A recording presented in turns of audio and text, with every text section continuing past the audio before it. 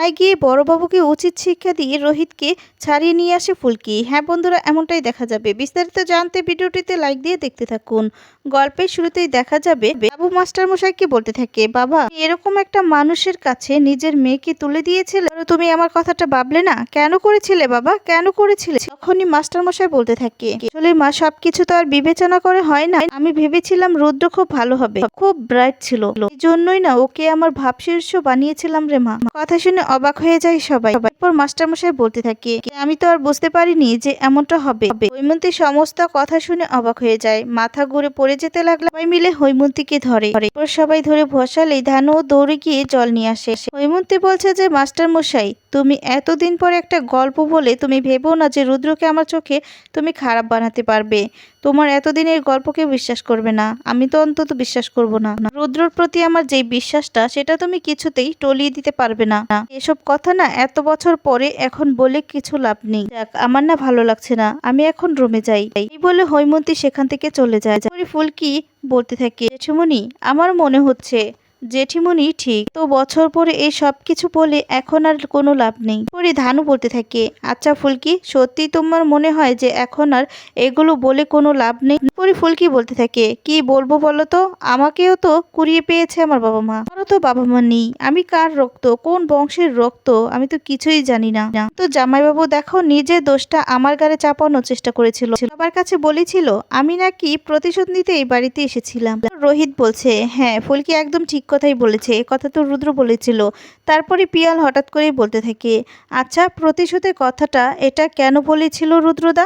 মানে কি উনি কি আমাদের উপরে প্রতিশোধ নিতে চায় তাহলে? এখন এই কথা বলাতে ফুলকি তখন বলতে থাকে, জানো তো এটা না আমিও বুঝতে পারছি না, কারণ অনেকদিন আগে আমিও না তাকে মা কালীর সামনে সংকল্প করে বলতে শুনেছিলাম কোনো একটা পরিবারকে শেষ করার কথা। তাহলে কি এই পরিবারকেই উনি শেষ করে দিতে চায়? তখন এ কথাতে ফুলকি সহ সবাই অবাক হয়ে যায়। মশাই তখন বলতে থাকে, জানি না রে মা, জানি না, আসলে আমি ভেবেছিলাম রুদ্র হয়তোবা ভালো হবে। ফুলকি বলতে থাকে, জানি না, কিন্তু কেন উনি এভাবে আমাকে বলেছিল সেটাই তো বুঝতে পারছি না। আপনি কি মনে আছে জামাইবাবু আমার কথা কি বলেছিল? বলে, হ্যাঁ ফুলকি, আমার না এই জেঠুমনির কাছে এই কথাটা শুনে একটা কথাই শুধু বারবার করে মনে পড়ছে। রুদ্র কেন বলেছিল যে ফুলকি বীরবাসার মেয়ে?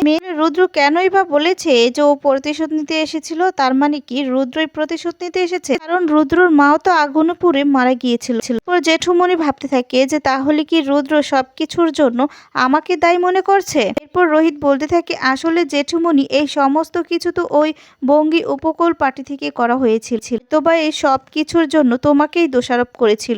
উনি ফুলকি বলতে থাকে, তার মানে এই পরিবারটাকেই শেষ করে দিতে চায় জামাইবাবু? আমাদেরকে তো মা কালী রক্ষা করেছে, না হলে এই পরিবারটা কবেই শেষ হয়ে যেত এতদিনে। আর তখন এই সমস্ত শুনে রোহিত অবাক হয়ে যায়। তখন লাভু বলতে থাকে, কি বলছো কি তোমরা এসব, কি বলছো? এরপর রোহিত বলছে, আজকে রুদ্রকে সবকিছুর জবাব দিতেই হবে। ও নিজের দোষটা কেন ফুলকির ঘাড়ে চাপাতে চেয়েছিল, এটার জবাব তো রুদ্রকে আজকে দিতেই হবে। রুদ্রকে আজকে আমি ছাড়বো না, সবকিছুর প্রতিশোধ নিব। এই বলে রোহিত যেতে লাগলে আর তখনই মাস্টারমশাই বলতে থাকে, দাঁড়া রোহিত। এরপর রোহিত বলতে থাকে, না জেঠুমনি, আজকে আমি কারো কোনো কথাই শুনবো না, আজকে আমি রুদ্রকে শেষ করে দিব। এ কথা বলে রোহিত সেখান থেকে বেরিয়ে যায়। ফুলকি রোহিতের পিছন পিছন বেরিয়ে যায়। ওইদিকে দেখা যাবে রুদ্র আর শালিনী কথা বলছে। তখন রুদ্র বলতে থাকে, আমার না ভালো লাগছে না, ওই ঈশিতা রোহিতকে কি বলেছে কে জানে। তখনই তেওয়ারি ফোন করলে তেওয়ারির সাথে রুদ্র কথা বলতে থাকে আর বলতে থাকে, শোনো, ওই টগর মুখ খোলেনি, তোমার ওই ঢোললা কিছু বলেনি, সেটা আমি শুনতে চাই ঈশিতা ফুলকির কাছে কি বলেছে।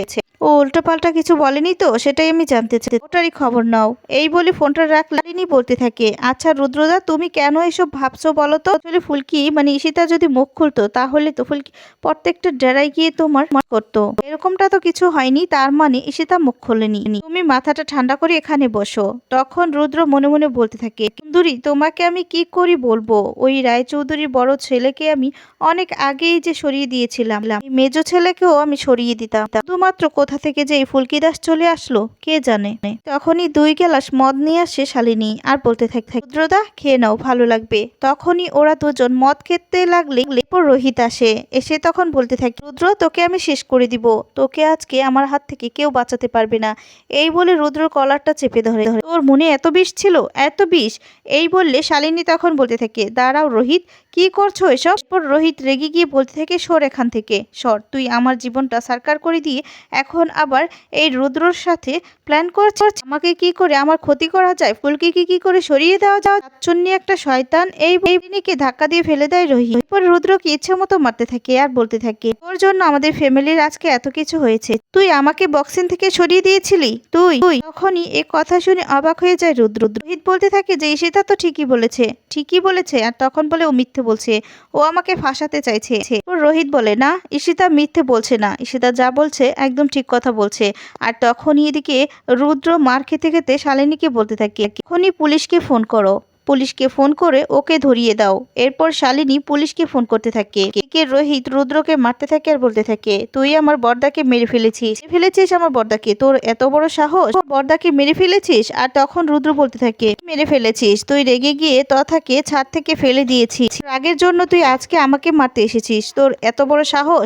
রোহিত ইচ্ছে মতো মারতে থাকে রুদ্রকে আর বলতে থাকে, তুই হচ্ছিস বীরু বাদশার ছেলে, আর তুই ফুলকির ঘাড়ে দোষ চাপাচ্ছিলি যে ফুলকি বীরু বাদশার মেয়ে। আর তখন এই কথা শুনে রুদ্র অবাক হয়ে যায়, বলতে থাকে, তুই নিজের দোষটা কেন চাপাচ্ছিলি, বল কেন। রুদ্র এদিকে মনে মনে বলতে থাকে, এটাও বলে দিয়েছে সবাইকে। আর তারপরে রুদ্রকে মারতে থাকে আবারও রোহিত। পুলিশ চলে আসে আর বলতে থাকে, কি হচ্ছে এখানে। এখন ফুলকি তার আগেই রোহিতকে সরিয়ে ফেলে। তখনই বড়বাবু এসে বলতে থাকে, কি ব্যাপার রোহিত রায় চৌধুরী, কি হচ্ছে এখানে। শালিনী তখন বলতে থাকে, দেখছেন না ভদ্রলোকের বাড়িতে এসে শুধু শুধু হাঙ্গামা করছে, এখানে মেয়েরে কি করেছে দেখতে পাচ্ছেন, ওকে এক্ষুনি অ্যারেস্ট করুন। এরপর বড়বাবু বলতে থাকে যে, চলুন রোহিত রায় চৌধুরী, আপনাকে থানাটা দেখিয়ে দেই। এরপর রোহিত বড়বাবুকে বলছে, আপনি যে ওদের কথায় ধরে নিয়ে যাচ্ছেন না আমাকে, সেটা তো আমি খুব ভালো করেই জানি, কিন্তু আপনি না আমাকে আটকে রাখতে পারবেন না, বুঝতে পেরেছেন, কোথায় যেতে হবে আমাকে বলুন, আমি যাচ্ছি। এই বলে রোহিত বড়বাবুর সাথে বেরিয়ে যেতে লাগে। এরপর ফুলকিয়ে পেছনে যেতে লাগলে রুদ্র তখন বলতে থাকে, কোথায় যাচ্ছ, সেটা কি বলেছে সেই সমস্ত আমার ব্যাপারে বলে রোহিতকে আর উস্কে দিতে। এরপর ফুলকি বলতে থাকে, শুনুন জামাইবাবু, ঈশিতাদি যা বলেছে না একদম সত্যি কথা বলেছে, ওপর মা কালী আছে, আপনি না কারো কিচ্ছু করতে পারবেন না। এখন তো আপনি শুধুমাত্র এমনিতে মার খেয়েছেন, যখন নিয়তের হাতে মার খাবেন না তখন বুঝতে পারবেন আপনি না মা কালীর হাতে চর খাবেন। আমি ফুলকি দাস আপনাকে সমস্ত প্রমাণ করে আপনাকে এমন ভাবে থানায় চালান করব না, আপনি থানায় ঘুরবেন কিন্তু যাবেন পাবেন না। ফুলকি এটা বলে সেখান থেকে চলে যায়। এরপর শালিনী বলতে থাকে, মেয়েটা না বড্ড বার বেড়েছে। এদিকে বড়বাবু রোহিতকে নিয়ে গিয়ে বলতে থাকে, কি অংশুমান সেনগুপ্ত তো নবাবগঞ্জে থানা নেই, কিছুদিনের জন্য অন্য জায়গায় গেছে, এখন কি করবেন রোহিত রায় চৌধুরী, মোবাইলটা জমা দিন, আপনাকে জেলে পড়বো। রোহিত আস্তে আস্তে করে বড়বাবুর কাছে এসে মোবাইলটা জমা দিবে, এরপরই ধানু চলে আসে। দাবাই, তুই মোবাইল জমা দিচ্ছিস কেন? আচ্ছা বড়বাবু, আপনি কোন গ্রাউন্ডে আমার দাবাইকে ধরে এনেছেন বলুন তো, রোহিত রায় চৌধুরীকে কেন আপনি অ্যারেস্ট করেছেন? উনি বড়বাবু বলতে থাকে, উনি একজন বাড়িতে গিয়ে মারধর করেছে। এরপর বলছে, কোনো প্রমাণ আছে? আপনি কি নিজে দেখেছিলেন? তো দেখতে পাননি, তাহলে আপনি কি নিজে চোখে দেখেছিলেন যে ধরে নিয়ে এসেছেন? আর তখনই ফুলকি সেখানে চলে আসে। সে বলতে থাকে যে, না স্যার, ওনাকে মারেননি। কি দেখে বড়বাবু চমকে যায় আর বলতে থাকে, ফুলকি দাস, তুমি এ কথা বলছো? কি বলছে? হ্যাঁ আমি বলছি।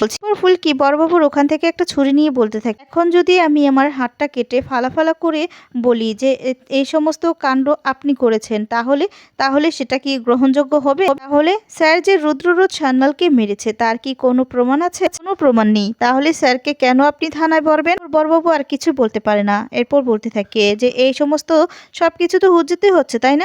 ধানু বলতে থাকে, প্রপারলি ভাবে সমস্ত প্রমাণ নিয়ে আর সবকিছু নিয়ে তারপর অ্যারেস্ট ওয়ারেন্ট নিয়ে তারপরে আমার দাভাইকে অ্যারেস্ট করতে যাবে, তার আগে নয়। এই বলে রোহিতকে নিয়ে বেরিয়ে যায় ওরা। ওরা এত এখান থেকে বেরিয়ে যায় আর এদিকে বড়বাবু চমকে যায়, আর বড়বাবু তখন কিছুই করতে পারে না। বড়বাবু তারপরে রুদ্রকে ফোন করে।